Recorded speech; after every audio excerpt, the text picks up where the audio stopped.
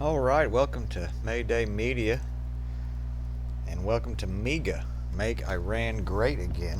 300 billion, great. Be nice to put a little bit of that into, or at least our electrical grid. I think, what, like $1 billion to completely overhaul it? But I guess not. Like, subscribe, comment.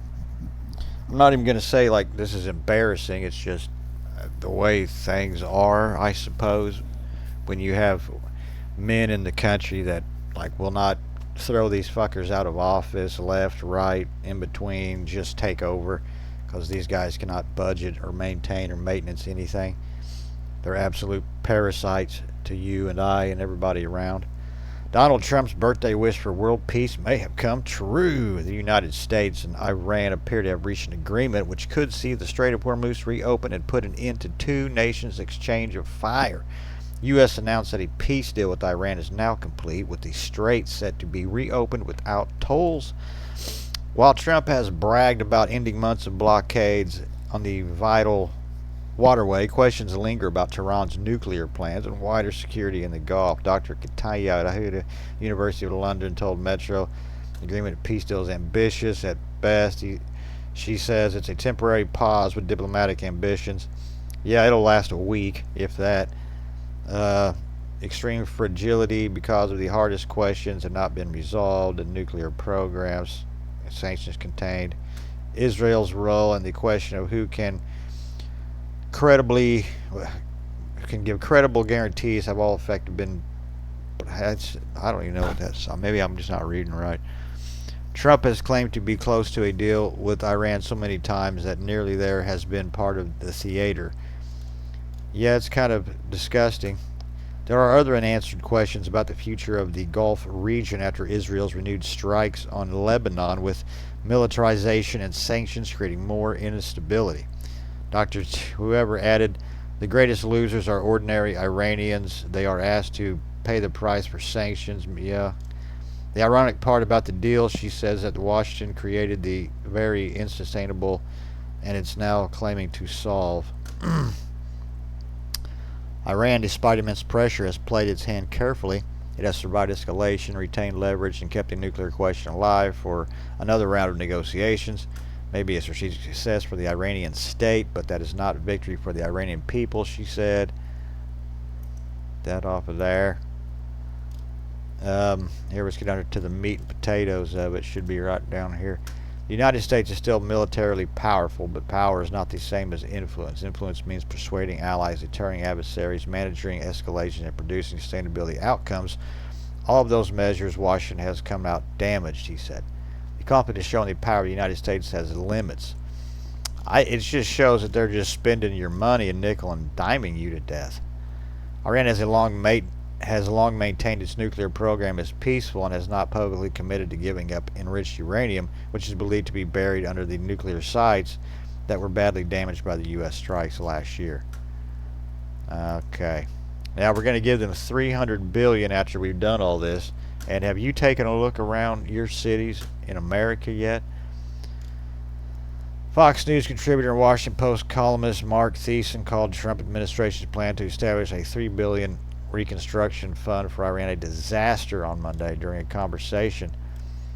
Thiessen reacted to the clip on X by arguing that $300 billion to Iran under any circumstances is a disaster, like offered a Marshall Plan to rebuild Germany while the Nazis were still in power.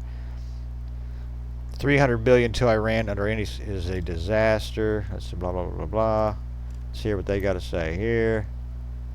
Go to X thing for you. Go, baby.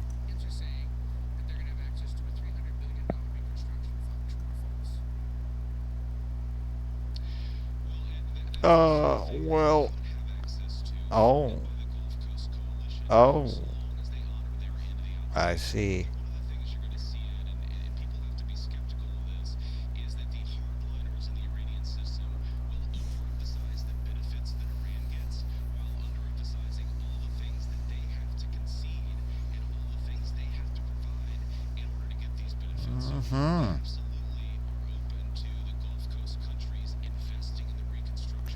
Is that what they're doing to the American people? We have to concede and acquiesce, and then we can have a good life or something, or we can have our own tax money to pay for our own infrastructure. It seems like that's what they're doing to us.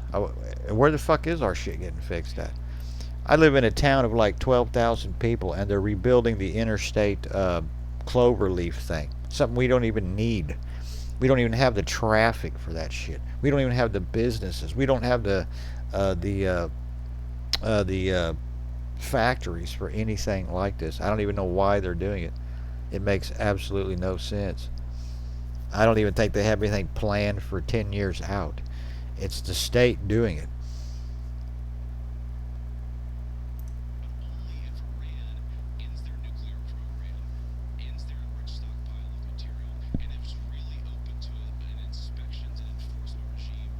Because the state's in charge of it, right? And have you seen Chicago? I mean, it makes no sense. I mean, we don't need that stuff. We just need to maintain what we got. If this place was pulling into business and had factories and it was growing instead of shrinking, okay, I mean that might make sense, but it's shrinking.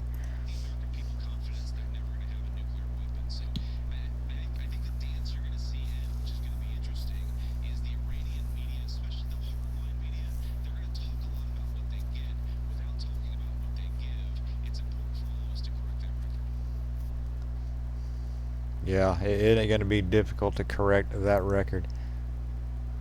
His commentary is particularly notable given his influence over Trump administration's foreign policy and personal relationship with the president himself. Post opinion editor O'Neill told journalists that Thiessen's call to Trump regarding Ukraine were influential in persuading Trump to continue to take the country's side in the conflict in the face of some Republicans pushing for a quick settlement with Russia. People familiar with the Post's internal conversation said Thiessen similarly told colleagues at the Post that he believed his columns were shaping Trump's thinking on the war in Ukraine. Okay. Max Tanny last year, Trump invited him to have dinner with their respective wives at the White House. Thiessen told the people at the Post that after one phone call with Trump, the president complimented the attractiveness of Thiessen's wife. But, huh? Why would you? Why would you compliment on? I mean, why would you even say that?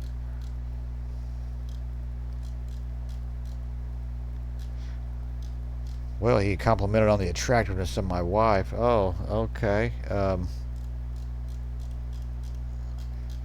Why would the president even? Aren't they supposed to be talking about business? I don't know. I really don't know. I'm sure all people who spent years attacking Obama for spending pallets of cash to Iran will equally be furious about Trump under the guise of Reconstruction Fund, $300 billion to reopen the Strait of Hormuz that was open for free before the war. And I'm just wondering, because of that island over there, how much of this 300 billion is going to go to that little island they're wanting to steal from the is it Argentina? Think about it. I wonder if this just a cash transfer to rebuild that fucking island after they try to steal it. And they'll try to steal it somehow, make no mistake. But yeah, 1.7 billion and 3 billion. And this could really help us out a lot. I mean, that would be good for America. Here he is holding the Israeli flag, a white flag, the surrendered flag.